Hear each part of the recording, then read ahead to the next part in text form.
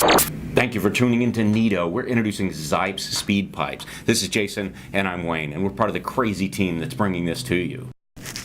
Some troubleshooting. If your vehicle is not running, make sure that it's on. And also make sure your remote is on, that you point the remote at the vehicle. Also, what it could be is check your frequency. So I was on the A frequency, now I'm on the B frequency, and it's not working. Change it back to A, and now I'm working. What if there's something really dense between you and the remote control? Oh, not dense, but if there's anything in the way blocking it, then it probably won't work.